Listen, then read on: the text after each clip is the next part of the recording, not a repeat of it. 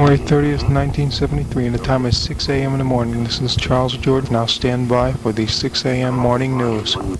The preceding program was a repeat broadcast of Speaking of Everything with Howard Cosell. This is the American Forces Radio and Television Service.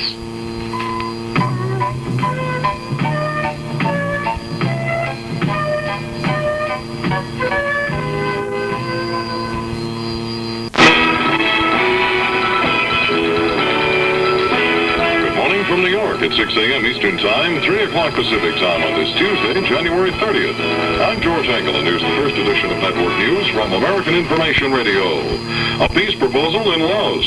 The Laotian government proposed that draft treaty during a scheduled peace conference with the Pathet Lao in Vientiane this morning.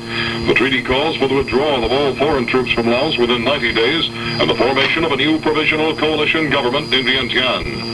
Vice President Agnew arrived in Saigon this morning to start his Southeast Asian tour. A report from ABC correspondent Ted Koppel in Saigon. Vice President Agnew said nothing on his arrival here today, but within an hour, the American Embassy released a printed statement by Agnew. Koppel, ABC News, Saigon. More snacks reported in setting up the peacekeeping machinery in South Vietnam. The North Vietnamese and Viet Cong members of the Military Ceasefire Commission accused the Saigon government of holding things up. The South Vietnamese say the other parties are causing those delays. Military officers from Hanoi finally left their transport planes at Saigon's Tan Son Nhut Airport during the night after a 20-hour sit-in. South Vietnam claims there have been another 250 violations of the ceasefire in the past 24 hours. Congressional fight seems to be shaping up over President Nixon's proposed 1974 budget. That story from ABC correspondent Herbert Kaplow in Washington. Nixon men are denying they're shortchanging much-needed social programs. No, they say, we're keeping the good, scrapping the bad. Well, there will be differences of view popping up in the coming months as Congress goes over the proposed Nixon budget for next year. That budget figure, as it now stands, would allot $268.7 billion with a 12-7 deficit. Herbert Kaplow, ABC News, Washington.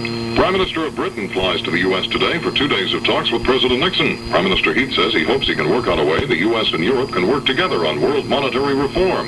In London, Heath explained, "So much of the future of the Western world depends on the arrangements between Europe, between the European community, the United States and Japan.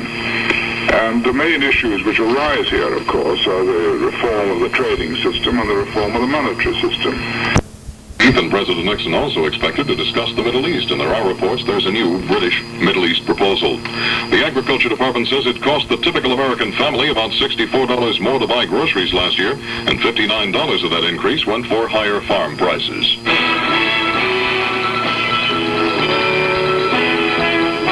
I'm George Engle in New York, and that's the first edition of Network News on this Tuesday, January 30th. For news of the hour, on the hour, throughout the day, listen to American Information Radio.